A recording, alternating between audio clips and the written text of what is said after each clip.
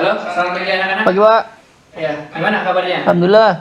Alhamdulillah baik ya. Oke, sebelumnya Bapak buka terlebih dahulu. Assalamualaikum warahmatullahi wabarakatuh. Waalaikumsalam warahmatullahi wabarakatuh. Ya, mungkin hari ini Bapak akan mengecek terlebih dahulu siapa yang tidak masuk. Hari ini ada yang nggak masuk? Tenang, Pak. Oh, Danang ya. Danang kenapa nggak masuk? Sakit.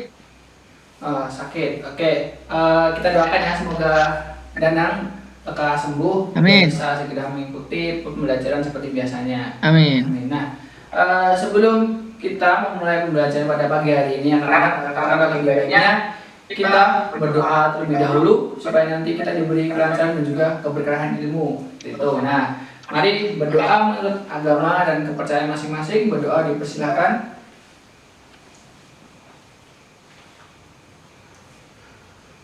Oke, berdoa diucapkan ya. Amin. Nah, baik.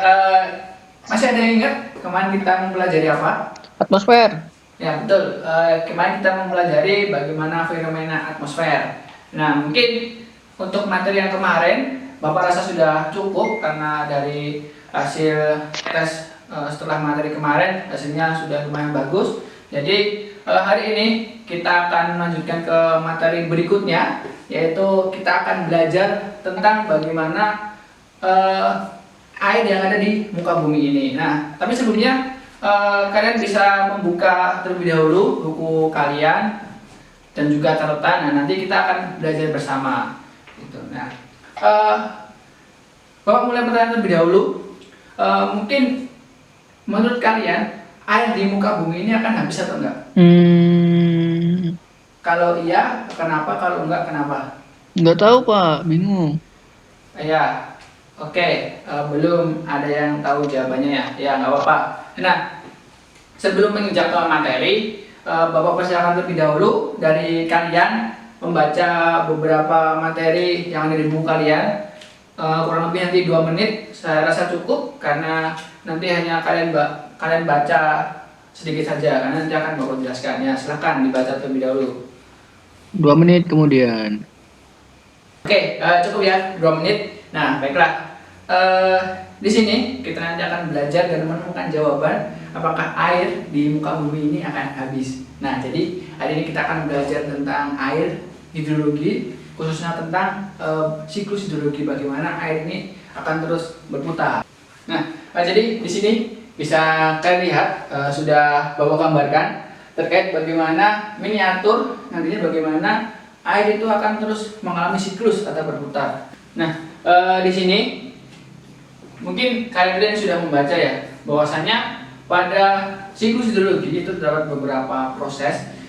Di antaranya yang pertama adalah evaporasi. Nah, untuk evaporasi sendiri adalah merupakan penguapan yang berasal dari air, baik di darat maupun di laut, air darat maupun air laut. Nah, misalkan di sini ini danau ataupun waduk ataupun juga empang. Nah, ini ketika siang hari mendapatkan sinar dari matahari itu akan mengalami penguapan. Nah, itu dinamakan evaporasi.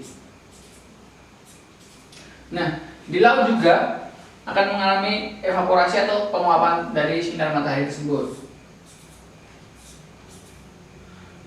Nah, selain itu penguapan juga ada yang berasal dari tumbuhan. Nah, penguapan yang berasal dari tumbuhan itu dinamakan transpirasi. Nah, jadi tumbuhan juga bisa menyumbang penguapan yang terjadi di muka bumi. Nah, selain ada evaporasi dan juga transpirasi, ada juga yang mengalami penguapan secara bersamaan. Nah, itu bisa terjadi di sebuah sawah. Ya, di sini seringkali di sawah kan ada air yang tergenang, jadi di situ tumbuhan padi air sama-sama menguap. Nah, itu dinamakan proses evapotranspirasi. Oke, sampai di sini paham? Paham. Nah, kita lanjut ya. Nah, selain terdapat proses transpirasi dan evaporasi ataupun evapotranspirasi, setelah itu setelah uap air itu mengudara, nah di situ akan terbentuk sebuah awan. Nah, jadi akan membentuk gumpalan-gumpalan awan. Proses pembentukan menjadi gumpalan awan ini dinamakan proses kondensasi. Jadi proses tersebut bisa terjadi ketika penguapan di laut, penguapan di darat, yaitu melalui tumbuhan juga bisa. Di sini juga bisa membentuk gumpalan-gumpalan awan. Ketika terjadi penguapan di air darat pun ataupun air tawar, proses penguapan yang terjadi di air tawar ini juga dapat membentuk sebuah gumpalan awan melalui proses kondensasi itu tadi. Nah, setelah proses kondensasi atau pembentukan menjadi gumpalan awan, awan tersebut akan tertiup oleh angin. Nah, sehingga awan tersebut akan berpindah dari satu tempat ke tempat yang lain. Proses tersebut dinamakan proses adveksi. Jadi perpindahan awan dari satu tempat ke tempat yang lain ini dinamakan proses adveksi. Nah, setelah terbentuk awan, kemudian ada awan yang tertiup angin ataupun masih tetap di tempat, awan akan mengalami titik jenuh. Nah, setelah mengalami titik jenuh, apa yang akan terjadi? Hujan. Nah, benar sekali, hujan. Nah, jadi setelah awan mengalami titik jenuh akan mengalami hujan atau di sini disebutnya presipitasi. Seperti itu. Ya, jadi ini awan yang mengalami titik jenuh akan mengalami presipitasi atau hujan.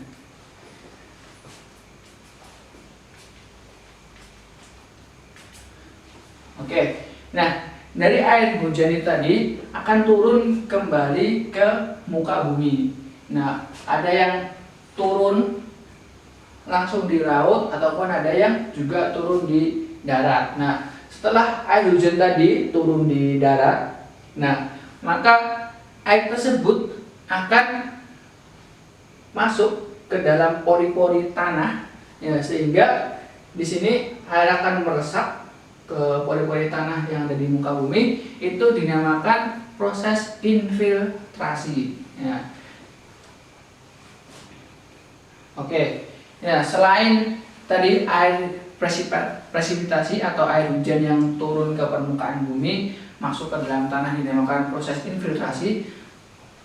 Tanah juga bisa mengalami titik jenuh ataupun titik di mana dia batas maksimal untuk menampung sebuah air. Nah, ketika tanah sudah tidak bisa menampung air hujan yang turun tadi, maka yang akan terjadi adalah terjadinya aliran permukaan.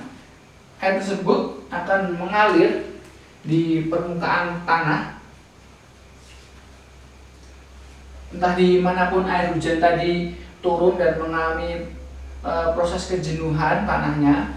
Nah, proses aliran di atas permukaan tanah jadi dinamakan runoff. Nah, jadi tadi bisa juga itu terjadi di aliran sungai seperti itu. Nah, sampai di sini cukup paham ya? Ya, ada pertanyaan atau belum? Belum. Oke, belum ya. Nah, jadi dari ini tadi kita mengetahui jawaban dari pertanyaan tadi, apakah air di muka bumi ini akan habis atau tidak. Jadi ternyata setelah kita belajar siklus hidrologi, bahwasanya kita ketahui air akan terus mengalami perputaran. Jadi air yang ada di permukaan bumi akan menguap menjadi awan, kemudian akan turun menjadi air kembali, seperti itu. Nah, selain itu dalam proses siklus hidrologi kita ketahui ada 3 macam prosesnya nih, yaitu siklus pendek, siklus sedang, dan juga siklus panjang. Nah, mungkin di sini anak-anak ada yang tahu apa itu siklus pendek, siklus sedang, dan siklus panjang? Belum Pak, maaf. Oke, belum ada yang tahu juga ya. Ya baik, nggak apa-apa. Ini Bapak jelaskan juga. Oke, apa itu siklus pendek? Nah, jadi bisa anak-anak perhatikan di sini ya. Siklus pendek adalah ketika air laut mengalami penguapan. Nah, setelah mengalami penguapan, langsung tuh mengalami proses kondensasi atau pembentukan menjadi gumpalan awan. Nah, dari gumpalan awan itu pada tempat yang sama tidak mengalami proses adveksi, langsung mengalami titik jenuh. Sehingga pada tempat itu juga awan langsung mengalami presipitasi ataupun turunnya hujan. Jadi air hujan langsung turun kembali ke laut ataupun kembali ke tempat awal dia mengalami penguapan. Itu untuk siklus pendek. Nah, kemudian untuk siklus sedang bisa anak-anak perhatikan juga. Proses terjadinya siklus sedang adalah ketika air laut mengalami penguapan. kemudian terjadi proses kondensasi atau pembentukan awan. Nah, gumpalan awan tersebut akan mengalami proses adveksi, di mana tertiup oleh angin berpindah dari satu tempat ke tempat yang lain, dari laut menuju ke daratan. Nah, setelah berpindah tempat, gumpalan awan tersebut mengalami titik jenuh dan akan mengalami proses presipitasi atau hujan. Jadi setelah berpindah, di sini mengalami titik jenuh, akan mengalami hujan atau presipitasi. Setelah mengalami proses presipitasi, air hujan tersebut akan turun ke permukaan bumi. Sebagian akan masuk ke dalam pori-pori tanah, mengalami proses infiltrasi. Sebagian juga ketika tanah tersebut mengalami titik jenuh akan mengalami runoff dan menuju kembali ke muara asal dia mengalami penguapan. Selain itu yang tadi mengalami infiltrasi, air tersebut juga akan menjadi groundwater atau aliran bawah tanah dan mengalir kembali ke lautan ataupun ke tempat asal air tersebut mengalami penguapan, seperti itu. Nah, itu tadi untuk siklus sedang. Nah, bagaimana untuk siklus panjang? Nah, untuk siklus panjang di sini bukan berarti jarak perpindahan awan dari tempat awal ke tempat lain itu jauh ya. Itu kurang benar. Nah, jadi untuk siklus panjang sendiri prosesnya sebenarnya hampir sama, yaitu air laut mengalami penguapan, kemudian terbentuk sebuah awan melalui proses kondensasi, kemudian tertiup oleh angin melalui proses adveksi. Nah, di sini biasanya kalian mengalami salah pemahaman. Di sini disebut siklus panjang karena ketika terjadi presipitasi, ketika terjadi hujan, yang keluar bukanlah air hujan, namun yang keluar adalah sebuah gumpalan salju ataupun es. Jadi hujan es atau hujan salju. Nah, biasanya ini terjadi di sebuah gunung yang tinggi. Nah, karena kan ketika berada di daerah yang ketinggian sangat tinggi, maka air tersebut masih dalam keadaan kristal ataupun masih dalam keadaan es, sehingga terjadi salju di atas gunung. Nah, proses tadi proses dalam pencairan salju ataupun es untuk menjadi air dan kembali ke lautan atau kembali ke proses awal pengalami penguapan, itu tadi disebut proses siklus panjang. Jadi bisa dipahami ya, proses siklus panjang bukan karena jarak perpindahan awannya yang jauh, namun karena memang air tersebut masih harus menjadi es baru menjadi air kembali, seperti itu. Nah, sampai di sini ada yang mau dipertanyakan? Belum, Pak, belum. Oke, kalau tidak ada, mungkin Bapak yang akan bertanya ya. Kalau air di muka bumi ini tidak akan pernah habis, lantas mengapa kok di sebagian daerah seringkali mengalami kekurangan air? Ada yang bisa menjawab? Saya, Pak. Ya, oke, silakan Ari. Benar sekali, jadi jawaban si Ari tadi sudah hampir mendekati benar. Jadi Bapak tambahkan ya, mengapa air yang ada di muka bumi ini meskipun terus mengalami perputaran, tapi kok di beberapa daerah mengalami kekurangan air. Nah, jadi ada beberapa faktor ya, salah satunya tadi yang disebutkan oleh Ari, karena resepan air yang ada di muka bumi ini semakin berkurang. Selain itu juga jumlah tumbuhan yang harus mengalami penguapan dan juga air-air tawar yang ada di darat itu sekarang sudah tidak menunjang penguapan yang ada di langit, hanya ditunjang oleh air laut. Nah, sehingga ketika tadi resapan air yang ada di muka bumi ini sudah banyak tertutup oleh bangunan beton. Nah, jadi air tersebut akan sulit untuk masuk ke dalam tanah dan sangat sulit untuk menjadi groundwater.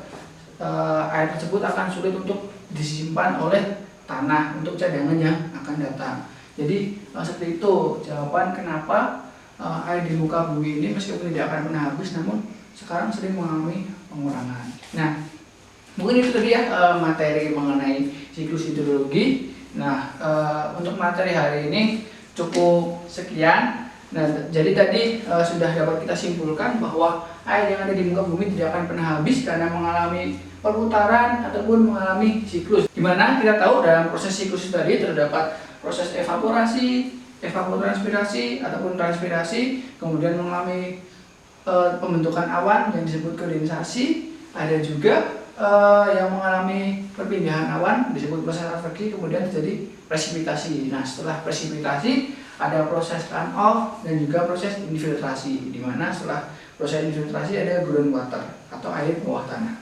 Nah, tadi siklus juga ada 3 macam, siklus pendek, siklus sedang, dan juga siklus panjang.